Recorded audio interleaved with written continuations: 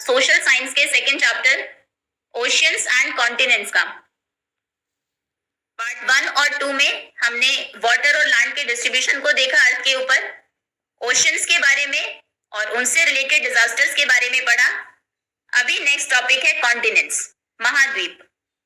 Continents are visible on the map of oceans, figure 2.3।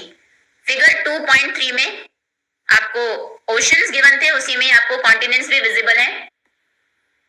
Now how many can you count, कितने continents को आप count कर सकते हैं? तो यहाँ पर जो इस मैप में दिया है, number 1 north America, number 2 south America, 3 Eurasia, 4 Africa, number 5 Australia और नंबर 6 अंटार्कटिका। 6 कॉन्टिनेंट्स यहाँ पर आपको गिवन है। तो आप कितने कॉन्टिनेंट्स काउंट कर सकते हैं, कॉन्टिनेंट्स कितने हैं?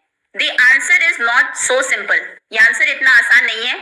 As they can be counted in several ways, क्योंकि कॉन्टिनेंट्स को हम कई तरीकों से काउंट कर सकते हैं।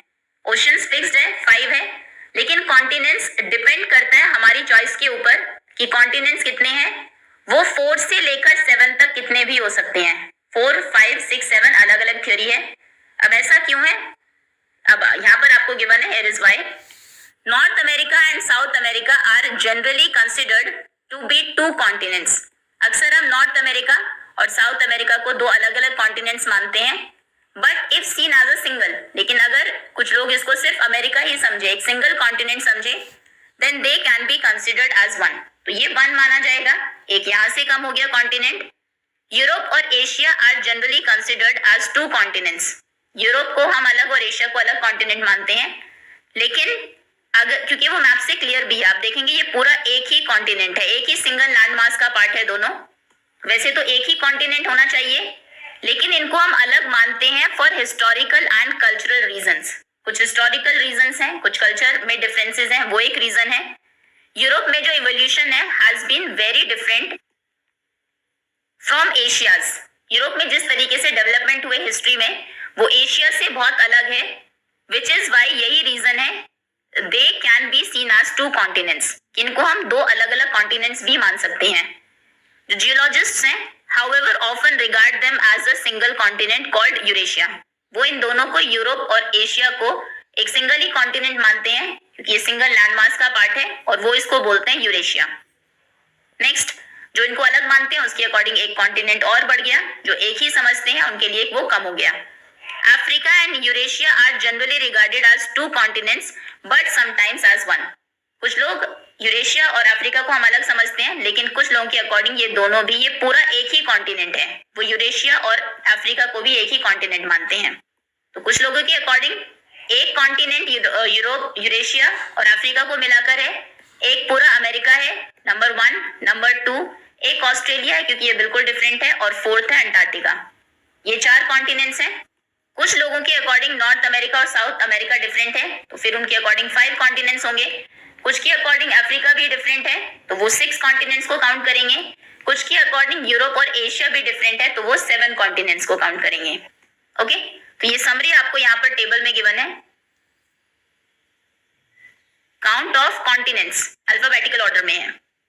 जो 4 कॉन्टिनेंट्स मानते हैं उनके अकॉर्डिंग पहला कॉन्टिनेंट है अफ्रीका, यूरेशिया, ये एक कॉन्टिनेंट पूरा, क्योंकि एक लैंडमास का पार्ट है। दूसरा है पूरा अमेरिका, नॉर्थ और साउथ को मिलाकर। तीसरा है अंटार्कटिका और ऑस्ट्रेलिया। अंटार्कटिका और ऑस्ट्रेलिया तो डिफरेंट ही रहेंगे, क्योंकि वो बिल्कुल ही अलग है।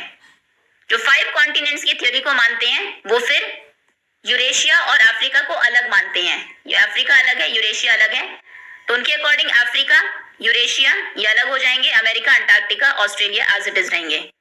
जो 6 कॉन्टिनेंट्स की थ्योरी को मानते हैं, अफ्रीका, यूरेशिया अलग है उनके लिए, फिर अमेरिका के 2 पार्ट्स हो जाएंगे, नॉर्थ अमेरिका अलग, क्योंकि वो अलग लैंडमास है, और ये साउथ अमेरिका कनेक्टेड है लेकिन डिफरेंट है, दूर है एक दूसरे से। नॉर्थ अमेरिका, साउथ अमेरिका अलग हो जाएंगे, अंटार्कटिका, ऑस्ट्रेलिया। ठीक है, ये 6 जो लैंड मासेस हैं, 6 जो कॉन्टिनेंट्स हैं, ये आपको यहाँ पर 32 पेज नंबर की फिगर 2.3 में दिए हैं। 7 कॉन्टिनेंट्स में अफ्रीका अलग है, उसके अकॉर्डिंग ये एक कॉन्टिनेंट है। अंटार्कटिका अलग है, ये सेकंड कॉन्टिनेंट है। एशिया अलग है, थर्ड हो जाएगा यहाँ पर ये पूरा एशिया कॉन्टिनेंट। फिर ऑस्ट्रेलिया अलग है, ये ऑस्ट्रेलिया। यूरोप अलग है, ये पूरा यूरोप है। नॉर्थ अमेरिका अलग है, नॉर्थ अमेरिका और साउथ अमेरिका अलग है। Okay, in practice the last list of 7 continents, जो आखिरी लिस्ट आपको गिवन है 7 कॉन्टिनेंट्स की, is the one most widely adopted and used. ज्यादातर यही अडॉप्ट की गई है, यही यूज हम करते हैं। तो अगर आपसे पूछे कॉन्टिनेंट्स कितने हैं एग्जाम में, तो आप 7 ही लिखेंगे। ओके, आपको यूरेशिया में यूरोप और एशिया को अलग लिखना है। तो 7 कॉन्टिनेंट्स कौन कौन से हैं? अल्फाबेटिकल ऑर्डर में है ये, मतलब ए वाले पहले, फिर E, N and S. Africa, Antarctica, Asia, Australia, Europe, North America and South America. Important है, ठीक है। 5 ओशंस के नाम आपको पता लग गए, 7 कॉन्टिनेंट्स के नाम हमें पता लग गए। नाउ एक इंपॉर्टेंट इंफॉर्मेशन है, don't miss out. You may have seen the 5 Olympic rings. Olympic का सिंबल आपने देखा होगा, ये 5 ओलंपिक की रिंग्स हैं। One of the symbols of the Olympic games, Olympic games का एक सिंबल है। दे सिंबलाइज, अब ये क्या शो करती है, क्या सिंबलाइज करती है? The gathering of sports people from all over the world. इनका कहने का मतलब है कि ऑल ओवर द वर्ल्ड से, पूरी दुनिया से यहाँ पर लोग आए हैं। और ये जो रिंग्स हैं, ये चूज की गई है 5 इनहैबिटेड कॉन्टिनेंट्स को रिप्रेजेंट करने के लिए। इनहैबिटेड का मतलब है ऐसी जगह जहां पर लोग रहते हैं। अंटार्कटिका आप देखेंगे बिल्कुल साउथ पोल पर है, यहाँ पर बहुत ज्यादा ठंड होती है, बहुत हार्श कंडीशंस हैं, बर्फ से ढकी रहती है जमीन हमेशा, तो लोग यहाँ पर नहीं रहते। ठीक है, तो जो ओलंपिक का ये सिंबल है, रिंग्स इसमें शो की गई है, ये 5 रिंग्स 5 डिफरेंट कॉन्टिनेंट्स को शो करती है। वो कॉन्टिनेंट्स जो इनहैबिटेड है, जहां पर लोग रहते हैं। इसमें ये यूरेशिया को एक कॉन्टिनेंट नहीं मानता है, ऐसा नहीं कि सिर्फ इसको हटा दिया जो आपको यहाँ पर गिवन है, north south America, Eurasia, Africa, Australia. Olympics में अमेरिका को एक सिंगल कॉन्टिनेंट माना जाता है। तो एक अफ्रीका है, अफ्रीका से यानी कि लोग ओलंपिक्स में पार्टिसिपेट करते हैं, अमेरिका से करते हैं, नॉर्थ और साउथ अमेरिका से, एशिया से करते हैं, ऑस्ट्रेलिया से करते हैं और यूरोप से करते हैं। 5 जो रिंग्स हैं वो रिप्रेजेंट करती है कि पूरी दुनिया से जो 5 कॉन्टिनेंट्स हैं जिनमें लोग रहते हैं, वहां से लोग ओलंपिक्स में पार्टिसिपेट करते हैं। और ये 5 रिंग्स 5 कॉन्टिनेंट्स को रिप्रेजेंट करती है। वो 5 कॉन्टिनेंट्स कौन से? Africa, America, Asia, Australia and Europe. Okay, now let us look at the diagram on page 36। Page number 36 पर एक डायग्राम आपको दिया है, which is based on the list of 7 continents। ये 7 कॉन्टिनेंट्स वाली लिस्ट पर बेस्ड है, यानी कि ये यूरोप और एशिया को अलग मानेगा। ये एशिया है पूरा, ये यूरोप है। It does not show their actual shapes। आप देखेंगे सही एक्चुअल शेप नहीं है ये डिफरेंट कॉन्टिनेंट्स की, ये सिर्फ साइज शो करता है, उनका रिलेटिव साइज क्या है, कौन सा कॉन्टिनेंट छोटा है, कौन सा बड़ा है। जैसे नॉर्थ अमेरिका देखेंगे, शेप इसकी ऐसी है, यहाँ पर एक तरीके से स्ट्रेट लाइंस को यूज किया गया है स्क्वायर्स और रेक्टेंगल्स बनाने के लिए। नॉर्थ अमेरिका ये, साउथ अमेरिका नीचे, ये यूरोप इस तरफ, यूरोप, फिर ये एशिया पूरा एशिया, ये ऑस्ट्रेलिया, ये अफ्रीका और नीचे ये सीधा बिल्कुल अंटार्कटिका। Now let's explore. इसके बेसिस पर कुछ क्वेश्चंस को आपको आंसर करना है। First is counting the number of squares, name the largest continent and the smallest. Number of squares को काउंट करिए और बताइए कौन सा लार्जेस्ट कॉन्टिनेंट है, कौन सा स्मॉलेस्ट है। वो देखने से भी आपको पता लग रहा होगा। एशिया लार्जेस्ट कॉन्टिनेंट है और सबसे छोटा कॉन्टिनेंट है ऑस्ट्रेलिया और अंटार्कटिका में। देख लेते हैं, 1 2 3 4 5 6 7 8, इसमें 8 स्क्वायर्स हैं। 1 2 3 4 5 6 7 8 9 10 11 12 13, यहाँ पर 13 है। यूरोप को भी देखते हैं, 1 2 3 4 5 6 7 8 9 10, यहाँ पर 10 है, लिख ही लेते हैं चलो। यहाँ पर 3 3 6 7 8, देन यूरोप में 3 6 9 10, अंटार्कटिका में हमने देखा 13, अफ्रीका में 1 2 3 4 5 6 7 14 21 28 29 30, then South America 1 2 3 6 9 12 15 18, North America 1 2 3 4 8 12 16 17। Basically यहां से आप कंपेयर कर सकते हैं कि किसका एरिया ज्यादा है, कौन सा लार्जेस्ट है, कौन सा कॉन्टिनेंट लार्जर है, कौन सा स्मॉलर है। जैसे नॉर्थ और साउथ अमेरिका में नॉर्थ अमेरिका छोटा है साउथ अमेरिका से। देन एशिया में 1 2 3 4 5 6 7 14 21 28 35 36 37 38 39 40 41 42 43 44। इसका एरिया है 44 स्क्वायर सेंटीमीटर शेप में। ये एग्जैक्ट नहीं है, सिर्फ कंपैरिजन के लिए है। अब बताइए, क्वेश्चन था नंबर ऑफ स्क्वायर्स काउंट करने के बाद लार्जेस्ट कॉन्टिनेंट और स्मॉलेस्ट कॉन्टिनेंट। लार्जेस्ट कॉन्टिनेंट है एशिया, एशिया, और स्मॉलेस्ट कॉन्टिनेंट है, सबसे छोटा कॉन्टिनेंट है Australia, Australia. Now which one is larger? कौन सा कॉन्टिनेंट लार्जर है, नॉर्थ अमेरिका और साउथ अमेरिका? नॉर्थ अमेरिका में 17 बॉक्सेस थे, साउथ में 18 थे, यानी कि नॉर्थ अमेरिका लार्जर है। वैसे ये रॉन्ग है, क्योंकि नॉर्थ अमेरिका सॉरी यहाँ पर साउथ अमेरिका लार्जर आपको दिया है, लेकिन रियल में नॉर्थ अमेरिका लार्जर है। तीसरा जो सबसे बड़ा कॉन्टिनेंट है वो नॉर्थ अमेरिका है, पर इसके अकॉर्डिंग अगर आप बॉक्सेस काउंट करें यहाँ पर साउथ अमेरिका है। अभी जो गिवन है आप वही लिख दीजिए। हो सकता है नेक्स्ट जो बुक्स पब्लिश हो नेक्स्ट टाइम इसमें करेक्शन आ जाए। अभी साउथ अमेरिका है, लेकिन जब हम लर्न करेंगे तो नॉर्थ अमेरिका जो है वो लार्जर है साउथ से। एनीवेज, अफ्रीका और नॉर्थ अमेरिका, अफ्रीका और नॉर्थ अमेरिका में अफ्रीका लार्जर है काफी, ऑलमोस्ट डबल ही है, तो यहाँ पर आप अफ्रीका लिखेंगे। अंटार्कटिका और ऑस्ट्रेलिया, तो यहाँ पर अंटार्कटिका लार्जर है क्योंकि ऑस्ट्रेलिया सबसे छोटा है, Antarctica. Now recolor the diagram by having a single color for Europe and Asia and rename the result as Eurasia. Compare its size with South America's.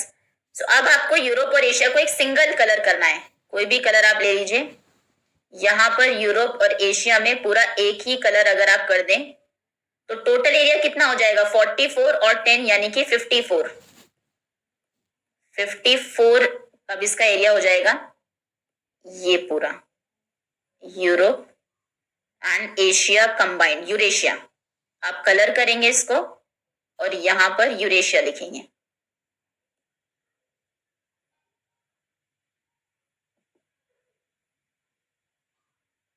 Okay, ना आगे कहा गया कलर करने के बाद इसका जो एरिया है उसे कंपेयर करिए the size with south America, south America के साइज से। सो साउथ अमेरिका का एरिया 18 स्क्वायर सेंटीमीटर था फिगर के अकॉर्डिंग, इसका 54 है। 18 1s are 18, 2s are 36, 18 3s are 54, यानी कि यूरेशिया का जो एरिया है वो 3 टाइम्स है साउथ अमेरिका के एरिया से। तो आप लिखेंगे यूरेशिया, ये थर्ड का आंसर है, is 3 times the size of South America. Okay, next, now write down the list of continents from smallest to the largest. Smallest से लार्जेस्ट जो कॉन्टिनेंट्स हैं उनके नाम आपको लिखने हैं। अब यूरेशिया अलग अलग कर लीजिए, यूरेशिया इसको यानी कि यहां से हम इरेज कर देते हैं, 10 और 44 ही रहेगा ये। ओके, तो सबसे छोटा स्मॉलेस्ट से लार्जेस्ट आपको लिखना था। सबसे छोटा सबसे पहले आप लिखेंगे ऑस्ट्रेलिया नंबर 1, नंबर 2 अंटार्कटिका आएगा, नंबर 3 यूरोप आएगा, नंबर 4 इसके अकॉर्डिंग 4th नंबर पर नॉर्थ अमेरिका है। अगर हम छोटे के उसमें देखें 5th पर साउथ अमेरिका है, लेकिन एक्चुअली में हमने देखा कि नंबर 1 2 3 4 5, लेकिन रियल में 4th नंबर पर साउथ और 5th पर नॉर्थ अमेरिका आना चाहिए, और 5th 6th नंबर पर है अफ्रीका और 7th नंबर पर है एशिया। ठीक है, तो इनको आप लिख देंगे यहाँ पर दैट स्मॉलेस्ट से लार्जेस्ट आपको लिखने थे। तो सबसे पहले है ऑस्ट्रेलिया, सबसे छोटा है ऑस्ट्रेलिया, ऑस्ट्रेलिया LIA। उसके बाद सेकंड नंबर पर है यूरोप, थर्ड नंबर पर है अंटार्कटिका, अंटार्कटिका, 4th नंबर पर है इसके अकॉर्डिंग नॉर्थ अमेरिका, लेकिन वैसे साउथ अमेरिका है, नॉर्थ अमेरिका, फिर है साउथ अमेरिका, फिर है अफ्रीका, और सबसे बड़ा है एशिया। ओके, एक बार अपने टीचर से आप कंफर्म कर लीजिएगा नॉर्थ और साउथ की जो मिस्टेक है एनसीईआरटी में। एनीवेज, चलिए अब नेक्स्ट टॉपिक पर आते हैं, islands. If you have carefully observed the 2 maps earlier in this chapter, figure 2.2 and 2.3, अगर 2.2 और 2.3 को हम ध्यान से देखें, 2.3 ये है, 2.2 फिगर 2.2, ठीक है। ओके, इन दोनों फिगर्स में इसमें और इसमें आप ऑब्जर्व करेंगे कुछ आइलैंड्स हैं इसमें।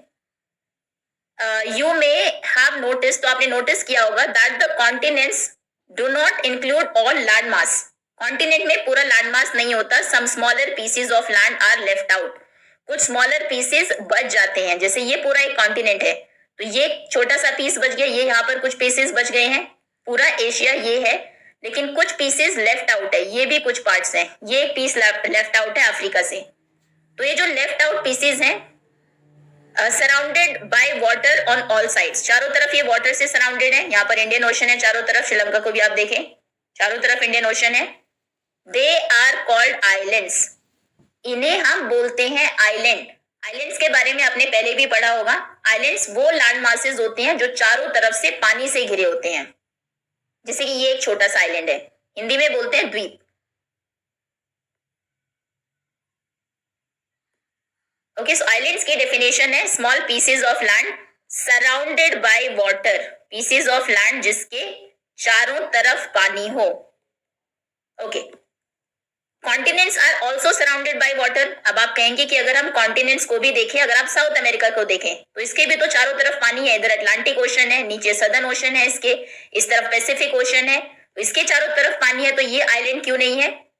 Because they are so large, लेकिन क्योंकि वो बहुत ज्यादा लार्ज है इसलिए हम उन्हें आइलैंड्स नहीं बोलते हैं। ठीक है, जो स्मॉल पीसेस ऑफ लैंड होते हैं जिनके चारों तरफ पानी होता है उन्हें हम आइलैंड्स बोलते हैं। हालांकि कॉन्टिनेंट्स के भी चारों तरफ पानी है लेकिन वो बहुत बड़े हैं, स्मॉल पीसेस ऑफ लैंड नहीं है, तो उनको हम कॉन्टिनेंट्स बोलेंगे। एशिया कॉन्टिनेंट है, लेकिन अगर हम बात करें इसकी श्रीलंका की, ये एक कॉन्टिनेंट है। श्रीलंका एक सॉरी श्रीलंका की बात करें तो वो एक आइलैंड है, ये क्योंकि इसके चारों तरफ पानी है तो ये एक आइलैंड कंट्री है। आइलैंड भी है, हालांकि अलग देश भी है। ओके, सो कॉन्टिनेंट्स में क्योंकि सारा लैंडमास नहीं आता है, कुछ लैंडमास ऐसा भी है जो लेफ्ट आउट है, उनसे अलग है, इन्हें हम बोलते हैं आइलैंड्स जिनके चारों तरफ पानी होता है ये। ठीक है, कॉन्टिनेंट्स के भी चारों तरफ पानी है लेकिन क्योंकि वो लार्ज है, बहुत ज्यादा साइज में बड़े हैं, तो इसलिए उन्हें हम आइलैंड नहीं कंसिडर करते हैं। There are lakhs of islands on the planet earth के ऊपर लैक्स ऑफ, कई लाख आइलैंड्स हैं ऑफ वेरी डिफरेंट साइजेस, और अलग अलग साइज के हैं, कुछ साइज में बहुत छोटे हैं कुछ बड़े हैं। जैसे कि Greenland is the largest island of the world, world का ये देखो ये ग्रीनलैंड है, सबसे बड़ा आइलैंड है ग्रीनलैंड, ग्रीनलैंड है देखो लैंड, ये इनफैक्ट कई कंट्रीज से भी बड़ा है। लोकेटेड ऑन अ ग्लोब और अ मैप, ग्लोब आपके पास होगा, मैप होगा, उसमें आप इसको लोकेट कर लेंगे। ये हमने देख लिया, यहाँ पर है Greenland. You would have to add the area of 10 largest states of India to reach its size. India के 10 जो सबसे बड़े स्टेट्स हैं उनका एरिया आपको ऐड करना होगा, तब जाके एक ग्रीनलैंड का एरिया बनेगा। ठीक है, आइलैंड्स वो होते हैं जो चारों तरफ पानी से घिरे होते हैं और लार्जेस्ट आइलैंड है Greenland. India has more than 1300 small islands, India के भी लगभग 1300 स्मॉल आइलैंड्स हैं। Those include two major groups, उनमें दो मेजर ग्रुप्स हैं, एक है अंडमान एंड निकोबार आइलैंड्स, ये इंडिया का मैप आपको देखना होगा, अच्छा ऊपर दिया भी है देखो, Andaman and Nicobar and Lakshadweep islands, ये यहाँ पर ईस्ट में बे ऑफ बंगाल में ये अंडमान एंड निकोबार आइलैंड्स हैं, और वेस्ट में अरेबियन सी में ये है लक्षद्वीप आइलैंड्स। बहुत सारे आइलैंड्स हैं यहाँ पर छोटे छोटे, इसलिए इनको आइलैंड्स कहा जाता है, मतलब ग्रुप ऑफ आइलैंड्स।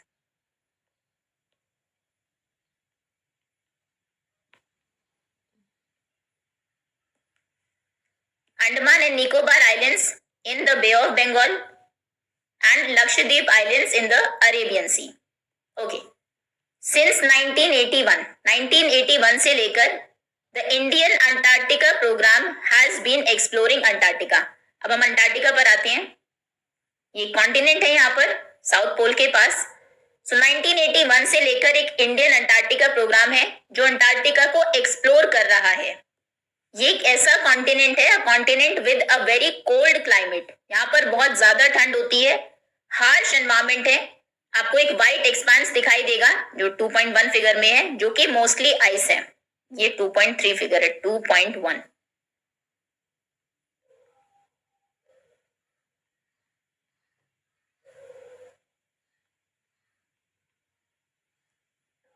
ये देखिए यहाँ पर ये जो एक पिक्चर दी गई थी अर्थ की स्पेस से, यहाँ पर नीचे आपको बिल्कुल ये वाइट दिखाई देगा।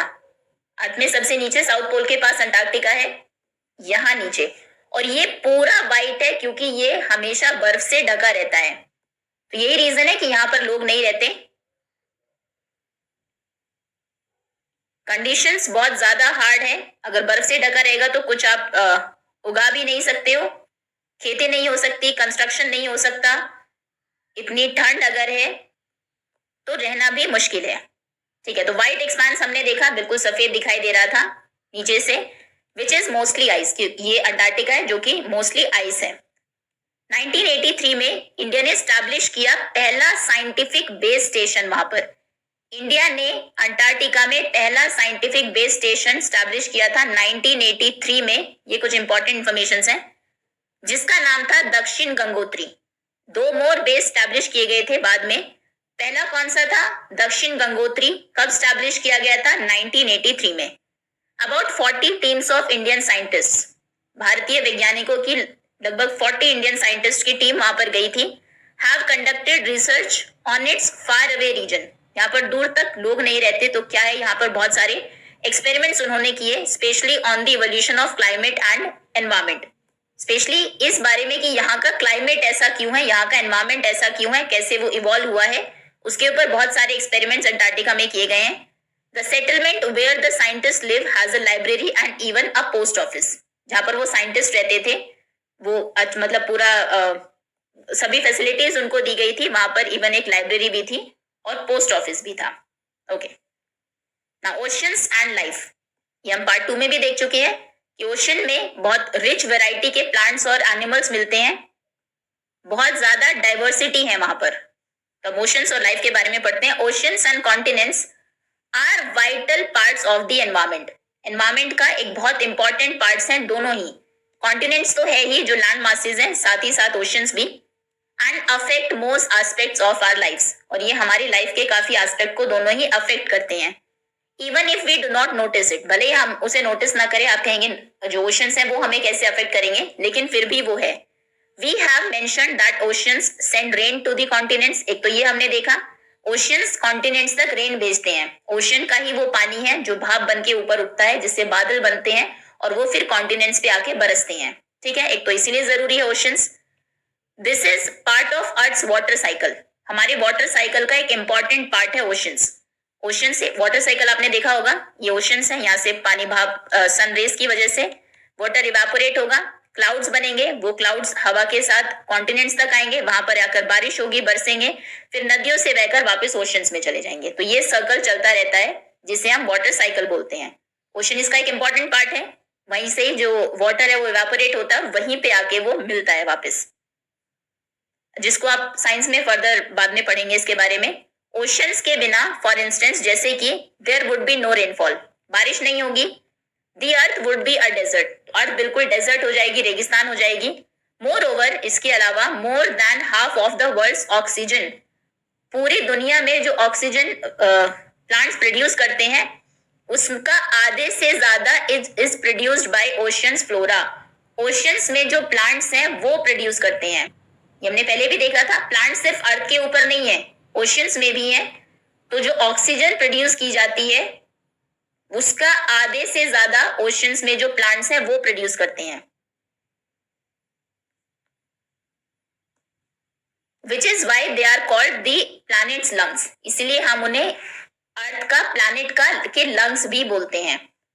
दी oceans therefore play a crucial role, तो हम कह सकते हैं कि ओशंस एक बहुत क्रूशियल, बहुत इंपॉर्टेंट रोल प्ले करते हैं क्लाइमेट को रेगुलेट करने में और अर्थ के ऊपर लाइफ को सस्टेन करने में। अर्थ के ऊपर लाइफ इसलिए क्योंकि यहाँ पर ऑक्सीजन है जो यहाँ से मिलती है, वाटर है वो भी हमें ओशन से मिलता है, क्लाइमेट को भी ये कूल रखते हैं, पानी ही है जो सूरज की किरणों ने जो लैंड को, वाटर को गर्म किया है, उसी की वजह से विंड्स ब्लो होती है।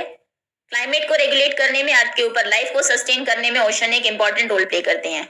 Oceans have deeply impacted humanity in many other ways, और भी बहुत सारे तरीकों से ओशंस ने ह्यूमैनिटी को, ह्यूमन लाइफ को अफेक्ट किया है। फ्रॉम अर्ली टाइम्स, बहुत पहले से, शुरुआत से ही, people have used oceans and seas to migrate to other regions.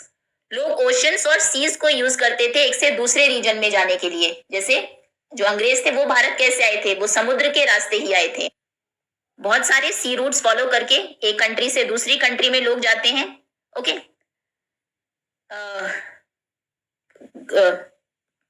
To trade in all kinds of goods, goods की ट्रेडिंग होती है, व्यापार होता है। लोग एक से दूसरे जगह जाते हैं, माइग्रेट करते हैं रहने के लिए। गुड्स, सामान एक से दूसरी जगह ले जाया जाता है पानी के रास्ते, इन सीज के, ओशंस के रास्ते। मिलिट्री कैंपेन्स होती है, कई बार वॉर आपने देखा होगा, जैसे हर कंट्री की अपनी नेवी होती है, वो उसके लिए भी सीज, ओशंस इंपॉर्टेंट है। And a source of food through fishing, fish जो लोग खाते हैं, फिशिंग के थ्रू एक फूड का सोर्स भी है oceans. Oceans have also nourished the cultures of coastal people all over the world. पूरी दुनिया में जो लोग कोस्टल रीजन्स में रहते हैं, कोस्ट हमने देखा था सी के पास की जो लैंड होती है, जैसे ये कोस्टल रीजन है ये पूरा, क्योंकि ये अटलांटिक ओशन से जुड़ा हुआ है, ठीक है। इंडिया में ये कोस्टल रीजन है पूरा। तो कोस्ट पे रहने वाले लोगों के कल्चर को भी इसने नरिश किया है, वहां के कल्चर को भी ओशंस अफेक्ट करते हैं। Almost all of them have tales and legends about the seas. जो लोग कोस्टल रीजन में रहते हैं, समुद्री इलाके में रहते हैं, मतलब उसके पास जो लैंड है वहां पर रहते हैं, उन सभी के पास कहानियां होती है कि कोई सी का कोई लेजेंड था, जैसे समुद्री देवी देवताओं की उनकी अपनी कहानियां होती है। तो इस तरीके से कल्चर को भी उसने अफेक्ट किया है। सी गॉड एंड गॉडेसेस की स्टोरीज, कोई सी लेजेंड की स्टोरीज, सी मॉन्स्टर्स की भी कहानियां होती है। ट्रेजर्स फ्रॉम द सी, किस तरीके से समुद्र से ट्रेजर खजाना मिला, उसकी कहानियां होती है। द ओशन डेंजर्स, ओशन ने किस तरीके से उसमें कुछ उसके खतरे हैं, उनसे रिलेटेड स्टोरीज वो सुनाते हैं। But also there blessings, ocean blessing भी है, आशीर्वाद भी है लोगों के लिए, क्योंकि बहुत सारी चीजें उनसे हमें मिलती है, लेकिन खतरा भी है। इससे पहले हमने कुछ डिजास्टर्स भी देखी, ठीक है। तो लोगों की बहुत सारी कहानियां हैं जो कोस्टल रीजन में रहते हैं, ओशन से रिलेटेड, उनके कल्चर को इसने अफेक्ट किया है। सोर्स ऑफ फूड भी है, बहुत सारे जो लोग हैं वो माइग्रेट करते हैं ओशन और जो सी रूट है उनके रास्ते, गुड्स को ले जाया जाता है। मिलिट्री कैंपेन्स होती है, ठीक है। ऑक्सीजन का प्रोडक्शन होता है ओशन में, जो प्लांट्स हैं उनके through half, more than half, आधे से ज्यादा ऑक्सीजन वही प्रोड्यूस करते हैं। डोंट मिस आउट, एक इंफॉर्मेशन है आपके लिए। The United Nations has designated June 8 as World Ocean Day. World Ocean Day मनाया जाता है 8 जून को, इंपॉर्टेंट है। To remind us all the major role of ocean plays in everyday life। हमारी, क्यों हम ओशन डे मनाते हैं, लोगों को ये याद दिलाने के लिए कि ओशंस हमारी लाइफ में एक इंपॉर्टेंट रोल प्ले करते हैं। It serves as lungs of our planet, ये हम देख चुके हैं। ये हमारे प्लैनेट्स के लंग्स के जैसे हैं, क्योंकि आधे से ज्यादा ऑक्सीजन का प्रोडक्शन जो मरीन फौना है, फ्लोरा है सॉरी, वहां के जो प्लांट्स हैं वो प्रोड्यूस करते हैं। मेजर सोर्स ऑफ फूड भी है, फिश वहां से मिलती है। मेडिसिन भी बहुत सारी बनाई जाती है। And a critical part of the biosphere, biosphere का भी एक इंपॉर्टेंट पार्ट है, क्लाइमेट को ये रेगुलेट करते हैं। Scientist studies have shown, scientist ने जो स्टडी की है उनसे उनमें ये पता लगा है, वो ये शो करती है कि ओशंस कैसे, ह्यूमन एक्टिविटी कैसे ओशंस को पोल्यूट कर रही है। We throw several million tons of plastic waste into the ocean every year. हम हर साल कई मिलियन टन, 1 मिलियन में 10 लाख होते हैं, कई मिलियन यानी कि लाखों टन प्लास्टिक वेस्ट डंप करते हैं ओशंस में, जिससे मरीन लाइफ चोक हो रही है। वहां के जो प्लांट्स हैं वो अफेक्ट हो रहे हैं, जो एनिमल्स हैं, सी क्रीचर्स हैं, वो उसकी वजह से अफेक्ट होते हैं। There are several other forms of pollution, और भी कई तरह के पोल्यूशन हैं जिसकी वजह से marine environment is under threat, वो खतरे में है। ओवर फिशिंग करना, एक्सेसिव फिशिंग, बहुत ज्यादा फिश एक बार में पकड़ लेना, एक होता है फिशिंग, कुछ आपने मछलियां पकड़ी, बाद में वो रिप्रोड्यूस करेंगी और ज्यादा पैदा होगी। अगर एक जगह की सारी फिश आपने पकड़ ली तो फिर रिप्रोडक्शन नहीं होगा और वो खत्म हो जाएंगी। ओवर फिशिंग भी एक प्रॉब्लम है, is another cause for decline of marine life, उसकी वजह से भी मरीन लाइफ डिक्लाइन हो रही है। It is our collective responsibility, हम सबकी एक कलेक्टिव रिस्पॉन्सिबिलिटी है, सबको मिलकर ये काम करना है कि हम ओशियंस को प्रोटेक्ट करें for the future of planet end of humanity. हमारा जो प्लैनेट अर्थ है उसके, और हमारी जो ह्यूमैनिटी है, ह्यूमन बींग्स हैं, उनके भविष्य के लिए। ओके, अब ये बिफोर वी मूव ऑन कुछ समरी आपको गिवन है। अर्थ के सरफेस पे वास्ट वाटर बॉडीज होती है जिन्हें ओशंस कहते हैं। लार्जेस्ट जो लैंड मासेस होते हैं उन्हें कॉन्टिनेंट्स कहते हैं। ओशंस सभी इंटरकनेक्टेड है, कोई बाउंड्री नहीं है, बाउंड्री सिर्फ मैप्स के ऊपर है। कॉन्टिनेंट्स अलग अलग तरीकों से काउंट कर सकते हैं, लेकिन मोस्टली हम उनको एज 7 काउंट करते हैं। 4 भी हो सकते हैं, 5, 6 या 7। आप 7 ही आंसर लिखेंगे अगर एग्जाम में आता है। नॉर्दर्न हेमिस्फेयर में ज्यादा लैंड है सदर्न हेमिस्फेयर से, पार्ट 1 में हमने देखा था। ओशियंस सपोर्ट करते हैं सभी तरह की, बहुत सारी तरह की मरीन लाइफ को, एक इंपॉर्टेंट रोल प्ले करते हैं वर्ल्ड के क्लाइमेट में, और वो सीरियसली ह्यूमन एक्टिविटीज को अफेक्ट भी करते हैं। तो उन्हें हमारे सभी के कलेक्टिव प्रोटेक्शन की जरूरत है। That's all students, question answers हम कवर करेंगे नेक्स्ट वीडियो में। अभी के लिए इतना ही। होपफुली चैप्टर आप सभी को अच्छे से समझ में आ गया होगा। Thank you so much for watching.